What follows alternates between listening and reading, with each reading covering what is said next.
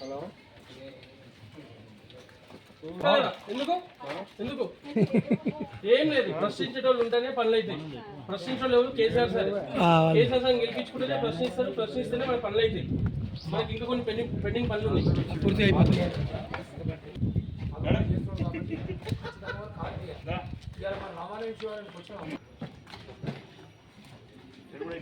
ఏంది మన పరిస్థితి? ఇప్పుడు దీని తర్వాత మీ ఆటోలు అందరూ ఎంత యుద్ధం చేసినా తెలుసు. ఇప్పటికీ స్పందించిన వాళ్ళైనా ఎవరు స్పందించలేదు. అట్లే ఉంటుంది గవర్నమెంట్ అంటే.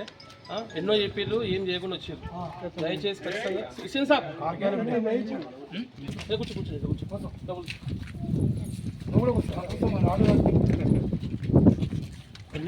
జై తెలంగాణ. ఆటో కార్మికుల ఐక్యత, ఆటో కార్మికుల ఐక్యత. జై తెలంగాణ, జై తెలంగాణ. కారు గుర్తుకే ఆటో కార్మికుల ఐక్యత, ఆటో కార్మికుల ఐక్యత. జై తెలంగాణ. ఓనమ్మా సార్, నమస్తే సార్. ఎవరికి వేస్తున్నావు ఓటు?